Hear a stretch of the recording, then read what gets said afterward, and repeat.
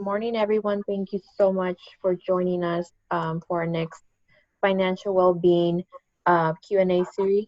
It will focus on everything that a small business owner must do, um, some rules and some uh, guidance from Armando Roman, our treasurer of our board. So, uh, just some quick housekeeping rules before we go ahead and get started.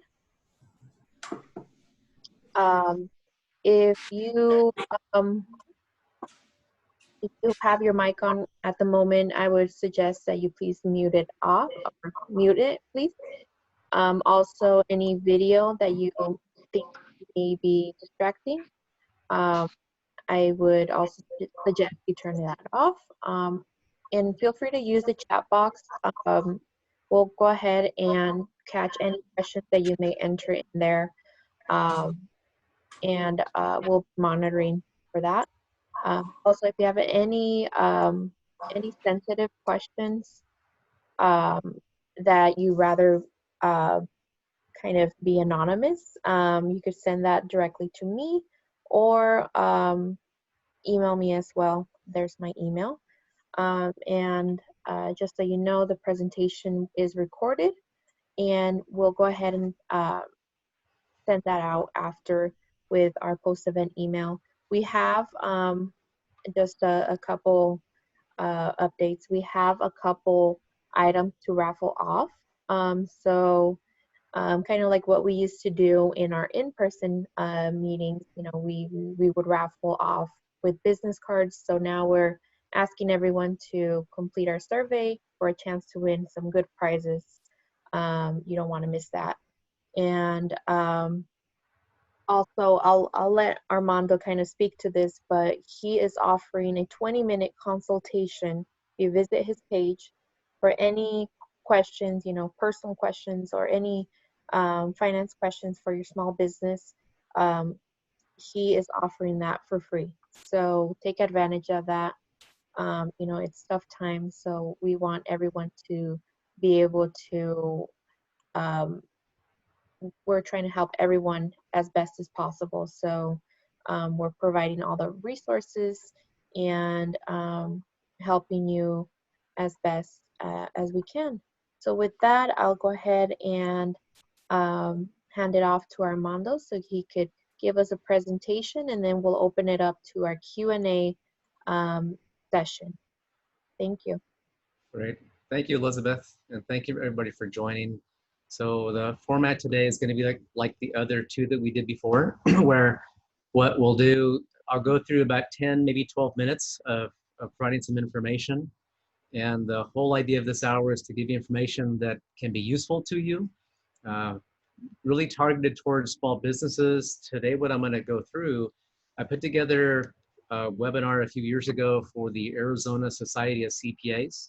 So I had 100 CPAs on the webinar, and I put this together for them because they asked me, the ASCPA asked me to do this for them.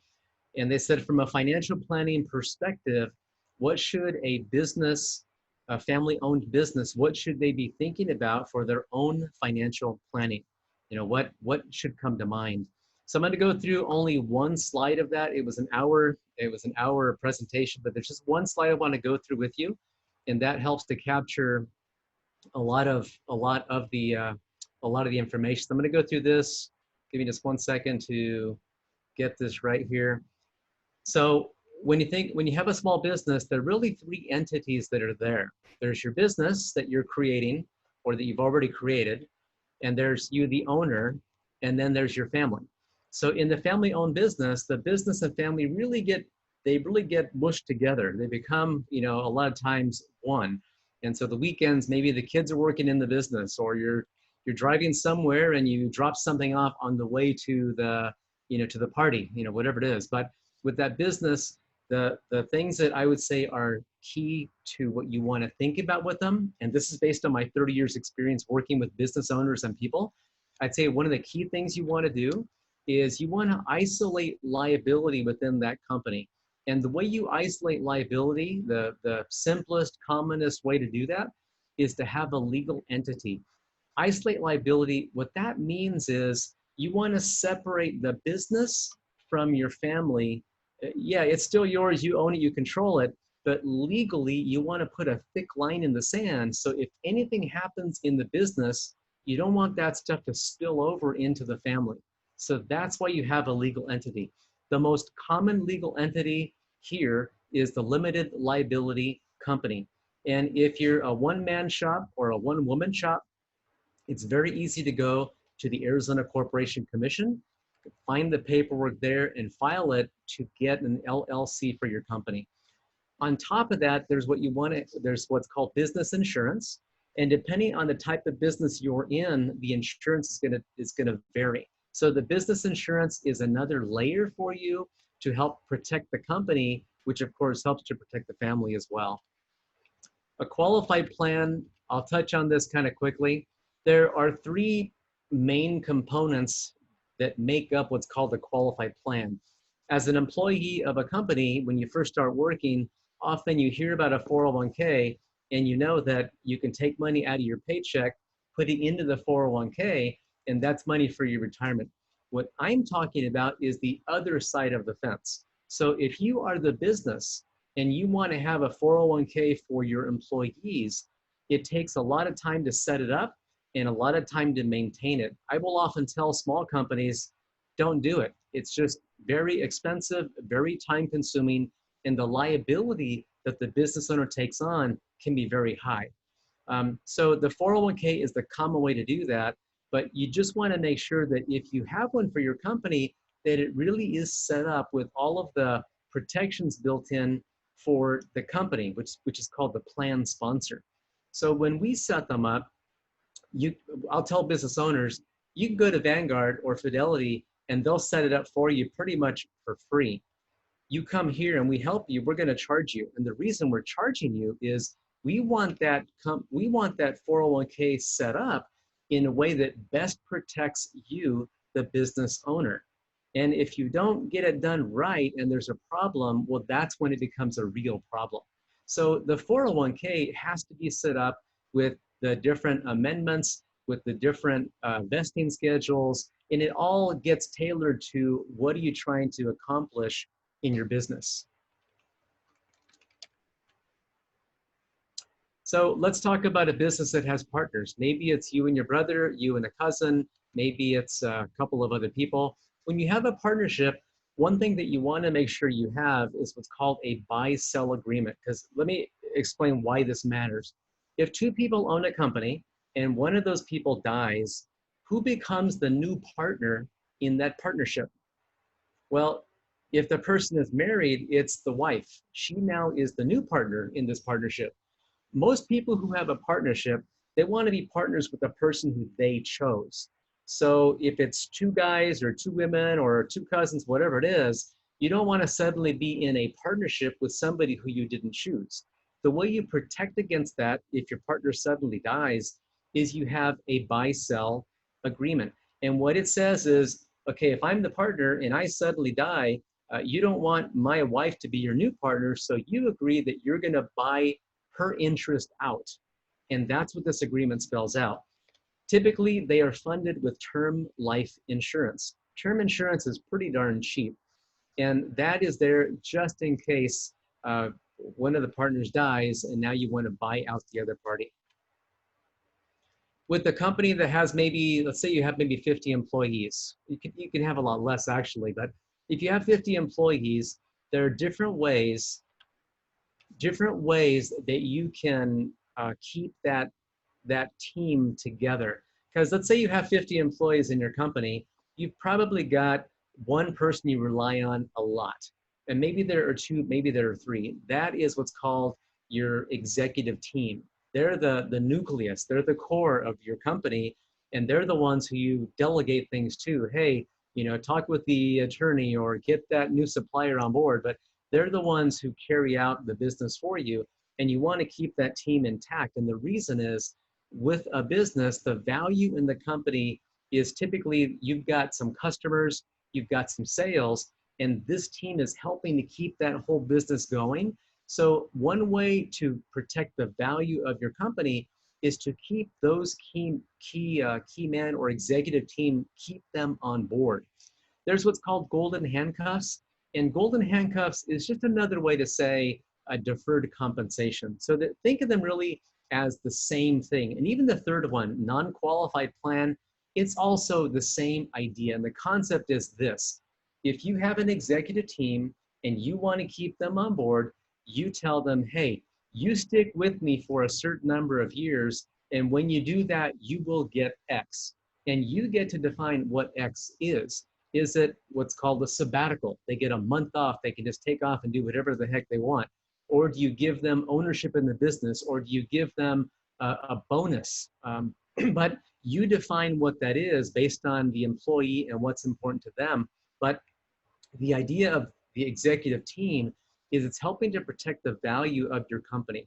And that's what these do. The golden handcuffs, deferred compensation, and the non-qualified plan. And, Armando, I'm so yep. sorry, really quick. Do you mind sharing your screen so that way we could see? I thought it was being shared. I'm sorry.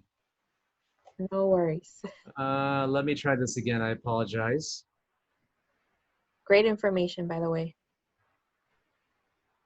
Let me see what the heck I'm doing because I need to, give me 1 second here. Sorry about that.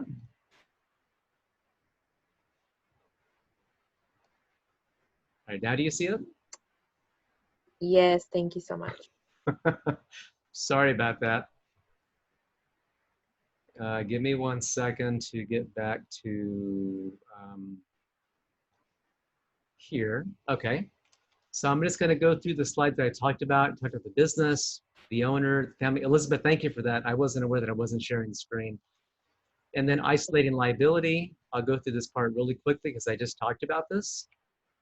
Qualified plan, you know, the 401k, there are 3 types of qualified plans. When you have a partnership, buy-sell agreement, term life insurance. I was talking about a key man, an executive team for your company. So if you have 50 employees, you need to have people there who are going to do things in your absence. And that's what the key man type of policies are in a benefits package for people, for employees. So here are the 3 types: the golden handcuffs, deferred comp, and the non-qualified plan. And then this is where I got to where now, so now I'm kind of caught up. So sorry about that super fast way to get back to where I wanted to be. So employee benefits are going to benefit the employees and the owner of the company. And the two biggest ones, probably the biggest one is health insurance. It's extremely, extremely expensive. So many small employers won't get it because they either can't afford it or they don't have enough people in their group to where they can get it. So typically with the health insurance plan, you've got to have at least maybe 3 people or maybe 5 people. It depends on the plan. And the whole health insurance space is changing a lot. So there's no right way or wrong way to get health insurance for the family. You can get it through the company, through the business, or get it through the family. Sometimes you can get a tax benefit by taking things through the business. Sometimes going through the business is not the best way to do it. So whenever you're looking for things like this for your business or for the family, you always want to check with at least a couple of different people, ask them the same exact questions, and see how they answer your questions. I do this all the time. It really bugs my family because people think I'm not listening. It's not that I'm not listening. It's that I want to hear that answer, and I want to make sure that answer is consistent. Because when it's consistent, then I feel more comfortable that I'm hearing the truth from the other person and that I can believe and trust them. So health insurance and disability, you can get them either through the family or through the business. These, now looking in the lower left-hand part of the slide here, health insurance, disability insurance, life insurance, long-term care, and umbrella liability policy. All of these are important to protect the family. Some of them you can get through the business, but most of these going to be just individually through the family. And that bottom one, umbrella liability, I'll find a lot of times that people don't have it because they didn't know that it exists. And the idea of the umbrella liability policy is that it provides just kind of what it says. An umbrella, you know, it kind of puts this whole shield over the top, right? So that rain doesn't fall on you. That's what the umbrella does. So you have all these other policies for the car, the house, the business, for disability, for health, all this other insurance. But this umbrella is just like you would visualize an umbrella that goes over all of those, so that if there's some kind of a deficiency or gap in those policies down below, it then picks up and takes over. So I'm giving you a very quick overview on what these are. I can't go into detail, of course, on a little 10, 12-minute presentation, but just I'd like you just to remember what these are called, so that you can ask your insurance agent about them, and do you have enough, or should you have something different? So on the right, the lower right hand, now this is all about the family, investing and saving. Um, you've got to have some savings, of course. People who are in this pandemic, all of us today, people who came into the pandemic and had some savings and cash on hand were in a better position. Your business, you want to have some cash in the company as well for the same purpose, just in case something happens. But as soon as you can, I would suggest that you get a line of credit for your company also. Even if you don't need the money, and really if you don't need the money, that's the best time to go to your banker and ask for a line of credit, because they want to lend when you don't need the money. When you need the money, the banks are not always as willing to lend.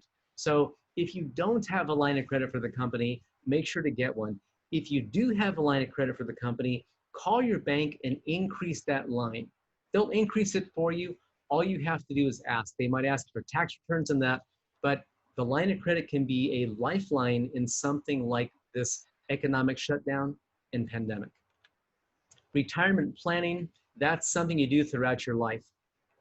Many people begin to get a little more tuned into it when they turn 50 years old. Suddenly a light bulb seems to go off in people that, oh, if I'm going to live to 100, then my life is half over. So they begin to get a little more antsy on their own retirement planning.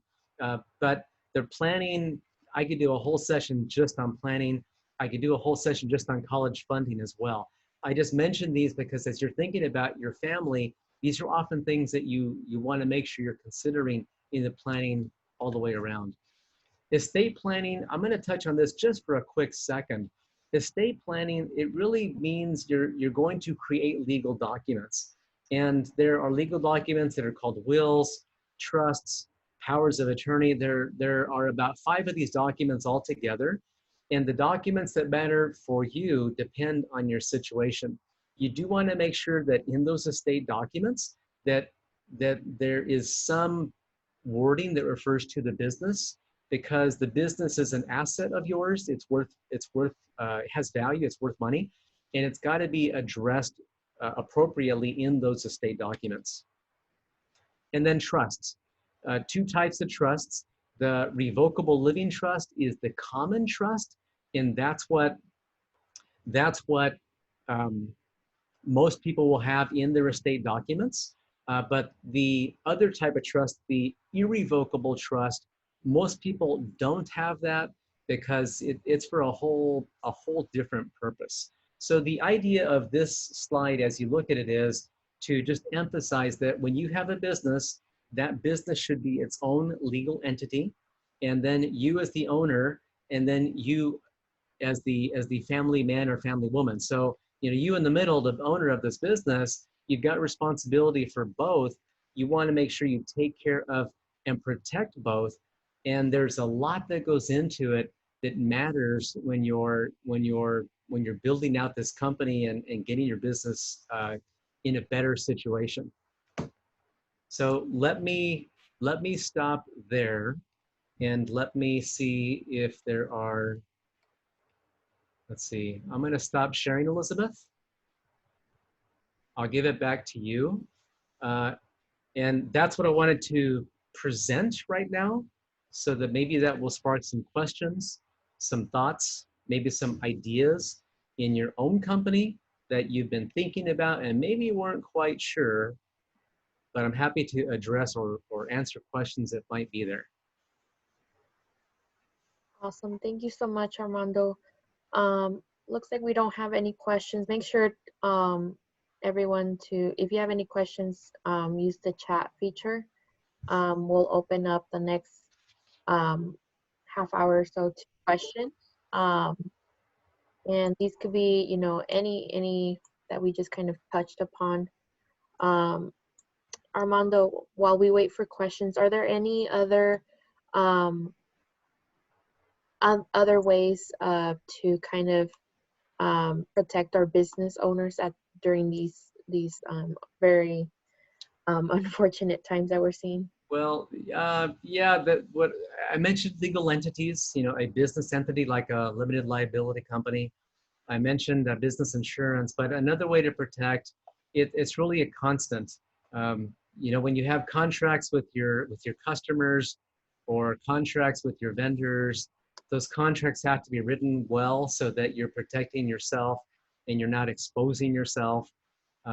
Depending on the type of business that you're in, there is probably some specialty insurance required in that business that you want to have to make sure that you're okay. In the beginning, when someone first starts up a company, often it's flying by the seat of their pants, meaning they don't really know what they don't know, and they just go. And that's how many companies start. And I'm not saying that's a bad thing. I'm saying that that's great. Just start it, do it, go forward, and learn as you go along.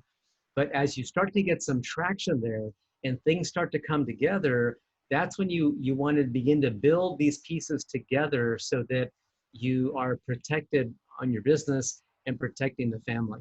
So everything I mentioned, all of that stuff does not happen on the first day. If you start that on day number one, it's going to be very, very expensive to do, which for most startup businesses, it just isn't even affordable.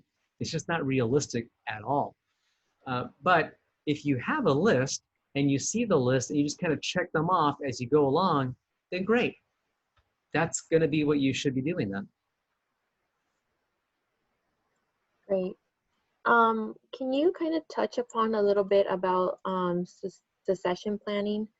I know you kind of mentioned it, but any other tips or advice that you could give our small business owners? Did you say for recession? Succession planning. Secession. Okay, so when you have it's funny. I have a note here. I wrote a question down. How do I exit my business? As I wanted to talk about that, and that is exactly what you're talking about. When you have a company and it's time to exit that business, there are different ways that you can do it, and some ways are going to be better for you. And before you sell that business or transfer that company, you want to make sure you have a conversation with your tax CPA or your tax accountant, whoever does your taxes. Talk with them about selling your business or maybe ways that you can exit the business. And if when you talk with them, they don't seem to really have a lot of information for you, then they probably don't understand how this works. And that's fine. That just means that you have to go to somebody who does know so that you can get the right advice and counsel so that you can make the right decisions. When you sell your business, there are always tax implications. And you can sell it in different ways to reduce the taxes on that sale. So it's important that you get good counsel on that. A couple of simple ways are you kind of hand over the keys to somebody, they give you one check and you're done. That's the simplest, and they pay you cash. That's the ideal, the ideal sale. You get a pile of cash, you give them the keys, and now they take over full responsibility and you're done. You just walk away with a pile of cash. That's great. But that pile of cash that you get, it might not all be yours because part of that probably belongs to the IRS. And if you don't talk with your tax counsel before you sell it, in your mind, you think all this money belongs to you, when in reality, it doesn't. So before you sell, before you close on that sale, you must talk with your tax person and get good advice from them so that you can structure that sale in a way that's going to leave you more of that cash when it's all said and done. You can sell the entity, you can sell the assets, you can sell part of the company, you can sell it all at once, you can sell it over a year, over 5, over 10 years, you can get paid over 10 years, get paid all at once. Lots of ways to get to the same place. But remember, when you're structuring this, there's an expression, cash is king. And what that means is when you have the cash in your hand, you know it's real and you know what you have. There's no question. So I had an insurance agent I was talking with once years ago, and he was talking with a farmer who was going to sell his farm, and it was a lot of land. Farmers often have hundreds of acres, but the farmer had about $10 million worth of real estate, and he had a buyer who wanted to buy that from him, and the buyer wanted to give him cash. The insurance agent came in and says, oh, no, no, no, don't take cash, because if you take cash, you're going to pay tax on all of it right now today. Instead, take cash for part of it, maybe 25% of it, have him, the buyer, buy a life insurance policy on you, and he pays for the life insurance policy over the next 5 to 10 years. And then every time he pays on that policy, that's when that's income to you. And so it helps you from a tax perspective. And you know, he was right. It helps him from a tax perspective. But if the buyer goes bankrupt tomorrow, then all you've got for that real estate is 25% of the payment. So you're in a better position to get all that cash up front on day one, because now you are in control. You've exchanged the land for the cash, and you're in a better position. So you want to balance the whole tax hit and the the cash is king idea. You want to balance that to get to the right place for you. And what might work for your neighbor or your friend might be a really bad idea for you. So I hope that makes sense. Yes, absolutely. Looks like we have people curious about the topic now. So Christina's asking, if I am planning to transition my business to my child or children, what kind of financial education do we recommend for them, and where do we start? So this is a two-part question, so I'll let you answer that first part. That's an excellent question. Thank you. Thank you for asking that question. That's an excellent question. Many people want to transfer the business to the kids. If you have hardworking, responsible kids who are as dedicated as you or close to you, the business owner, great. They'll be perfect in that role for you. But if that is not your child, then that might be a mistake to sell it to the kids.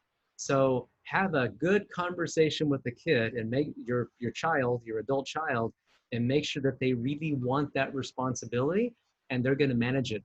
So let's say that they say, yes, yep, Dad, I'm going to take over the company. I want it. Great, I'll do it. And let's say that that's where you are. In terms of education, one thing that they can do is they can shadow you.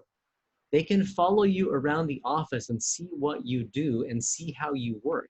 So sometimes their mom or dad is the hardest working person they know, but they just don't know what you do for a living. So when they can shadow you and follow you around, they're going to pick up information. That's one thing that they will learn from it.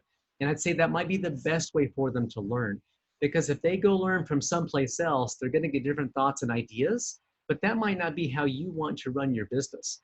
And let's say the other part of your question, what if they mismanage it, or how do you prevent them from mismanaging it? The way to prevent them from mismanaging is you've got to set up controls, some kind of measuring sticks, so that each month you can see if they did what you said you wanted to have happen. If they have to have X amount in sales, okay, did they hit their numbers? If not, you have a conversation with them, a formal meeting with them, not at the kitchen table on a Sunday for dinner, but you have an actual business meeting with them where the topic is, we're going to talk about this business. And you've got to treat it very formal, that it is in fact a business, so that you can keep that separation, because you want to keep a good relation with the kids, of course. And if you can separate the business that way, then in their minds, this isn't so much dad talking or mom talking anymore. it's the person who's going to sell them that company and who's going to train them how to do it in a way that's going to be best for everyone all the way around. So I hope that helps. So for training, they could take classes, on finance. If the company is a construction company, there are classes at ASU on construction, but you could have them take actual formal classes at a college or university. That might be helpful. It's going to take a longer time to get through that, though. That's good to know, Armando. Another question that we received, and we have plenty of time, so don't be shy. If you also want to unmute yourself and ask directly, feel free to just raise your hand and I'll go ahead and unmute you. But we have a question from Mercedes asking, what are the top 3 priority items that you can recommend a business owner to complete? I would say that you want to have an entity on your business. So a limited liability company is the most common one. An entity is going to help protect the company and protect the family. It's going to protect your personal liability by having that LLC. So I'd say that would be one of my first things that I say is a definite high priority.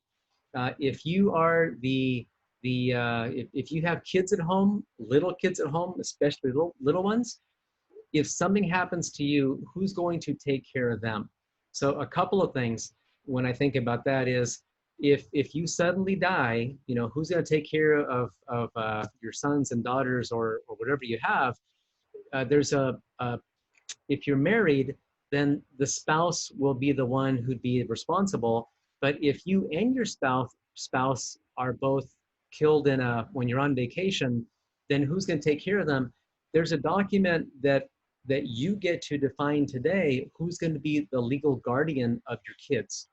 Could be your mother, your sister, your aunt, anybody. But that document is where you specify if anything happens to say me and my husband, then who's going to take responsibility for our children. That's what the guardian documents are for in your estate planning documents. The other part of that, though, is life insurance. So if something happens to you alone, you might want to have a chunk of money go to the family so that you have money to help continue the kids' education, or to keep a roof over the heads of those kids, or to pay for college. And that's where life insurance can be really important to have, to help make sure that the kids are going to be okay, even if mom or dad are not around. So I hope that answers your question. So entity for the business, life insurance, and then probably those estate documents if you've got little ones at home. Wonderful. Thank you so much. All right. Any other questions? Feel free to use the chat box. Mercedes says thank you. You're welcome. So, can you? I know you've touched upon life insurance quite a bit, and it's important. Is there a preferred life insurance policy that a business owner must have, or what do you recommend? I am a big believer in term life insurance in some situations, because especially if you're the breadwinner of the family, if your family depends on your income so that they can eat, they can make the house payment, they can make the car payment. Well, if you're not there, that's when life insurance can fill in part of what is now missing if you suddenly die. So I'm a big believer in life insurance, especially term insurance, maybe when you're younger. When you are older and there's a lot of profit, a lot of money in the company, and that there are other types of insurance policies that can make sense, and they can be there for retirement income as well. So there are several types of those that exist that we'll put in for our clients when we want them to get tax-free income when they retire. So that's the purpose that we'll use those types of policies for. But to answer your question, I'd say that life insurance, term life insurance, can cover a lot of good things for you. If you are part of, say, USAA, maybe you have a relative who was in the military and you're part of USAA, they've got very cheap term insurance. You can get term insurance just online, lots of places to get it. And it can be pretty darn inexpensive to get. Awesome. So, yay, we're getting more questions here.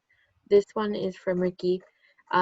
He's saying, "Thank you for all the information, Armando. I wanted to see what you may recommend as the key documents for estate planning."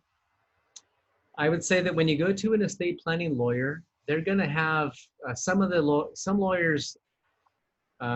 Some lawyers specialize in estate planning, and those are the ones I'd rather see you go to. The one who does it, who at least it's half of his or her business, or maybe a third of his or her business. But when you go to an attorney who does everything, and he or she is a one-man shop, they're often a specialist at nothing. I don't mean to speak poorly about them, but that is not the lawyer that I would choose. I would choose the attorney who specializes in estate planning. And the ones who we work with who specialize in estate planning, they have a certain documents. There's what's called a healthcare power of attorney, and that says if you cannot speak, let's say you have a parent who has Alzheimer's or dementia, and now they legally they cannot make decisions for themselves. Well, who makes those decisions for their healthcare? The healthcare power of attorney, that's the legal document that says who makes those decisions for them. So healthcare power of attorney. There's also what's called the durable power of attorney, and that's who you give authority to make financial decisions for you. So if you're in a coma in a hospital, you can't speak, then who's going to make decisions for you about your bank accounts, about making the house payment, about selling the house or keeping the house? Who's going to make those decisions? That's what the durable power of attorney form is for. There's also what's called a will. In the will is where you will say who is going to get, who's going to get my watch, who's going to get my ring. It's the personal stuff, the personal items that you give to the kids or to siblings or that. There is a revocable living trust. These are the base documents in your estate planning. The revocable living trust, it's sometimes called a living will. You will put the title of your house into that. And the reason you do that is so that if you suddenly die, then it's very clear that house now goes into the name of the trust, and that house is sold or kept or divided according to what you said was going to happen in those documents when you drafted those with the attorney. So you get to say ahead of time, here's what you want to have happen. And that's why that revocable living trust or living will is important. If you have, let's say you have a child who is special needs, maybe he or she is autistic or has Down syndrome and will always need help, even when they're an adult, then you might want to have what's called an irrevocable trust or a special needs trust, so that when your time comes, it's clear that it's clear on how that child will be cared for, even if he lives to 50 or 60 years old. So your situation will dictate which of those documents you need in your estate planning. But you talk with an estate planning attorney who does estate planning. They do it day in, day out. They'll tell you what you need. Don't go to my pet peeve, don't go to the one man or one woman shop who does everything legal because they might do everything legal, but I want to work with a specialist because then I feel better that I'm going to get a better end result for my family and my business. I hope that helps. Good to know. Thank you, Armando. We have a question from Byron. When you have an LCC and a separate separate bank accounts, what's commingling and what's the best way to avoid it? So commingling, thank you for bringing that up, Byron. That's a very, very good question. When you first start a business, that is often not clear to people, but the way to protect the company and the family is to get that separation. And the LLC helps you because it puts a wrapper and it makes those two entities, you as a person and the company as a separate thing, it separates them. So for you as a person, you want to have your own personal checking and savings accounts. For the company, you want to have your own business checking and your own business savings accounts as well. Each of these should have their own line of credit, and you don't mix them. So when you get money in your company and you're paying yourself, that comes to you either as a paycheck to you as an employee, or you take it as a draw, but you get one check, you bring it over to you, and then you spend it however the heck you want to. But commingling means that you're using the company credit card, this company credit card, or this company checking account, and you're paying your membership to the gym, or you're paying for your car payment, or you're paying for dinner out with your wife. So that's what is commingling, and that's what you don't want to. You want to keep that separation, and you have it again by separate accounts, and you use those accounts only for the business or only for the family. But commingling, if you commingle the accounts and the assets, it's very bad if IRS comes and looks at you, because they can say, no, no, no, Byron, you never really had an LLC. You didn't treat it the way it was supposed to be treated, so it never existed. IRS can do that, which you don't want, of course. Good info. Another question that we have, what if you don't qualify, going back to life insurance, what if you don't qualify for life insurance? What else can I do to protect my family? Well, if you don't qualify, that means you've got some kind of a health condition. And some companies will accept health conditions and give you life insurance. Some companies will not. It depends on what you have. So let's assume you have something that no life insurance will insure you for. Well, then that puts you in a bad situation, of course. But that's how life is sometimes, and sometimes we just end up where we are. So you might not qualify for life insurance at all if you have a very serious condition. But for people who are not in that boat, I'd say listen to this question. If this person had gotten life insurance maybe a year ago before they were diagnosed with this, then the life insurance company would have given a full policy and would have let you buy as much as you want. So for those of you who don't have that health condition, listen to this person asking the question. You want to get some life insurance while you can qualify and get some. If you don't qualify, then you're not going to be able to get it at all. But for a business owner, you can still get that entity around your business. You can still get those estate documents to protect the value in your house. If your health condition is one that's terminal, means that it's just going to go downhill, and that's what the doctors are saying, that's what they're expecting, then you might even want to talk with an attorney about getting some of those assets into an irrevocable trust. There are ways that that might be available to you to protect assets for the family after you're gone. If you have a terminal illness, there are very, very specific rules on that. And in Arizona, I think it's a 2-year waiting period that matters. But if you want, schedule that 20-minute with me later, and I can probably answer some more questions for you, more specific to you. But I'm happy to help. Just go to my website. On the lower left-hand side, it says book an appointment or book now, and just book a 20-minute phone call, and I can probably answer some more questions for you privately, and I'm happy to do that. Yes, thank you. And as we wait for a couple more questions, Armando, just wanted to bring that up once again. You're offering those 20-minute consultations, very easy to find on your page how to book as well. And we'll also share that information with you. So for all the participants today, you have that opportunity to ask, privately these questions that you might be a little afraid to ask at the moment. But we have that opportunity for you all, and would love for you all to take advantage of that. So thank you, Armando, for offering that. Yep, um, certainly. Happy to help. and awesome. We still have about another 10 minutes or so. If you have any last minute questions, anything that you feel that might benefit your business at the moment, um, or need some extra guidance, feel free to include in the chat box. Yep. So Um, while we're waiting for questions, I'm going to mention something really quickly.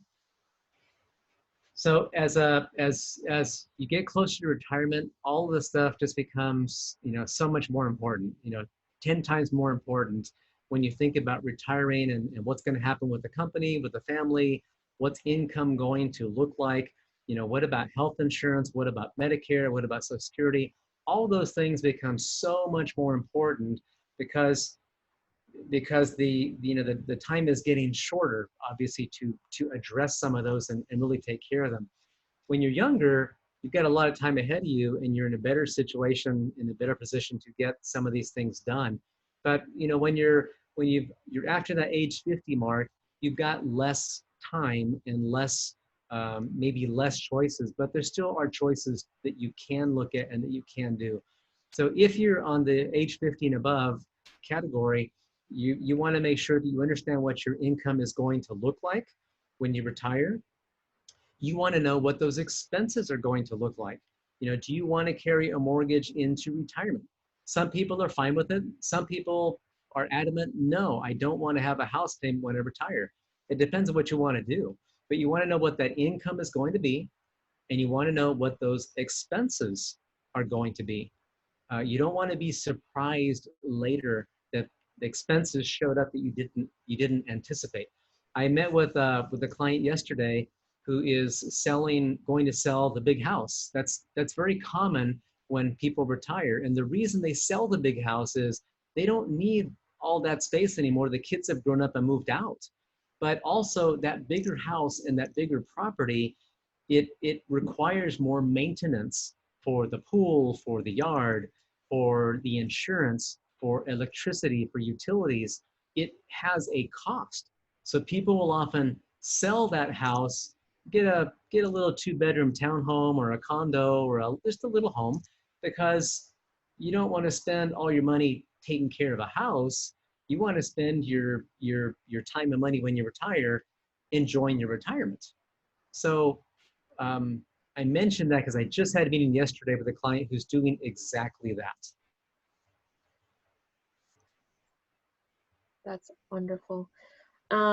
One question that I know that we kind of talked um, before selling a business. Can you tell us, where you think business value wise they should be, and when they should anticipate to get there before selling? It's kind of hard to really pinpoint, but every business has a value. Some are more valuable than others. So as an example, when this pandemic hit, Amazon was already valuable. Well, it became a lot more valuable because during the pandemic, it got a lot more sales and a lot more use. So its value jumped. That's unusual. For most companies, that kind of thing doesn't happen. But there is a standard formula in every industry for your company. In restaurants, it's what's called a multiple. And maybe that multiple is 3 times your annual profits. Uh, if you have a multi-level marketing business, it's a different multiple. If you have a manufacturing company, it's a different multiple. But the multiple means you're taking some number, like say the number 3, times some factor in the company. And if we're looking at net profit, let's say your company profit is $100,000. The multiple is taking that number 3 times the $100,000. That means your company is worth $300,000. If your multiple is 8, then 8 times 100, now your company is worth $800,000. And that multiple, it varies depending on the type of industry and the type of business that you have. So there's not one number that is for every company. There are business appraisers out there who specialize in this, and they would know those multiples, and they would be able to give you kind of a ballpark number of what the company is worth. And then when it's time to sell, you've got to determine, okay, if I sell this company today and I get this much money after taxes, is it worth it for me to just sell it? And that's a personal decision that the business owner has to make. Does that make sense? Absolutely. Um, we still have a couple minutes left, but if we don't have any other questions, Armando, can you give us just a really quick overview of, if you're deciding to maybe sell your business or retire, can you just give us a simple overview as to, next steps or what people should anticipate? Yeah. I'll use an example of a client who uh, they became a client about a year ago, and they have a business. The intent, his intention was to run that business till he was, I think he said 65. He had a health issue, a serious health issue. Well, suddenly he couldn't work anymore. And so the reason he came over to me is because he wanted to understand, what can he do? Can he sell the business today? Can he sell it and still keep some money coming from the business? So those were all things that he was wondering, and we've talked through and gone through and looked at different things for him so that we could help him understand what his choices are. But uh, when it comes to selling your business, there are times in the business life cycle when that business has more value. And I'm going to draw something here. And I'm going to hope you can see this through the camera here. But you see this is the business life cycle. You want to sell that business when the company revenues and profits are still going up, because that's what the buyer is buying. The buyer wants to get that revenue stream. And if your company sales are going down or profits are decreasing, they don't want to buy a losing business. They want to buy a winning business, one that's still going up.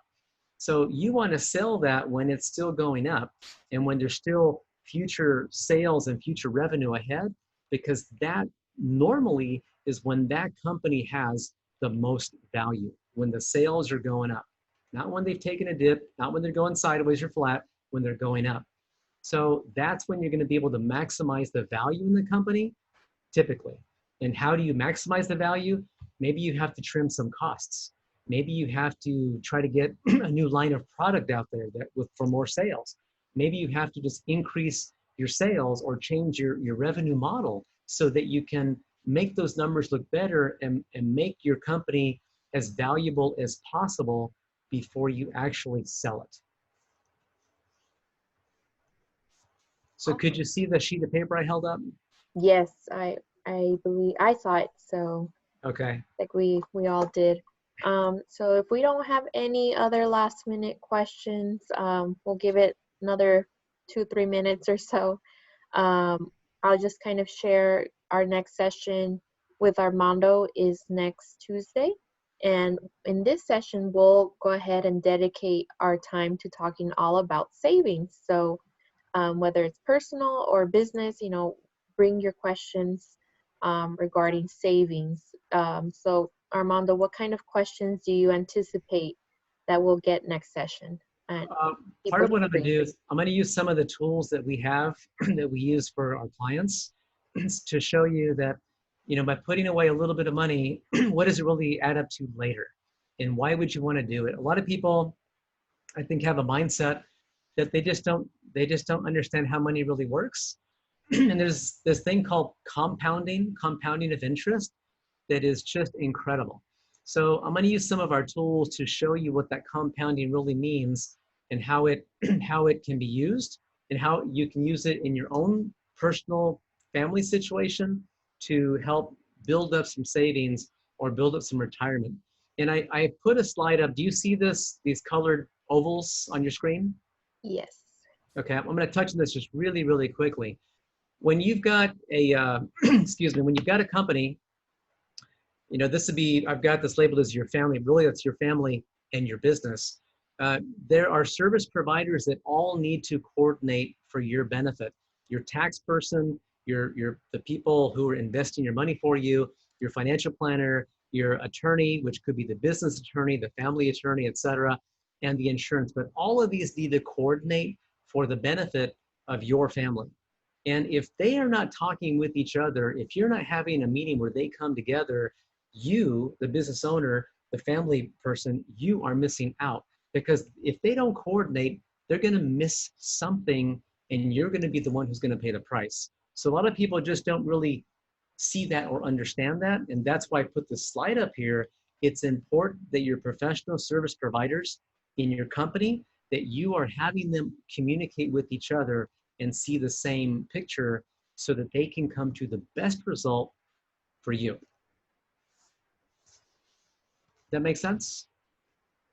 Yes, thank you so much for sharing that. I like visuals, so um, this is really helpful.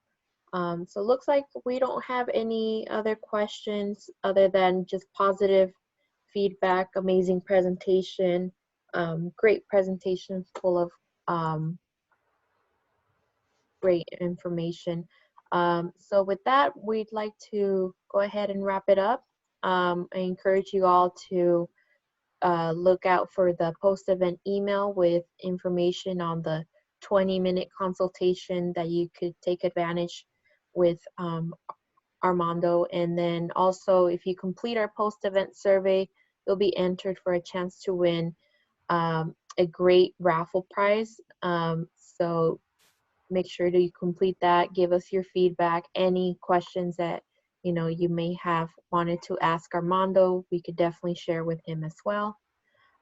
With that, we would love to wrap it up. And thank you all for attending and hope you have a great rest of your day. Thank you Good. so much, Armando. Thank you, everybody. Bye now.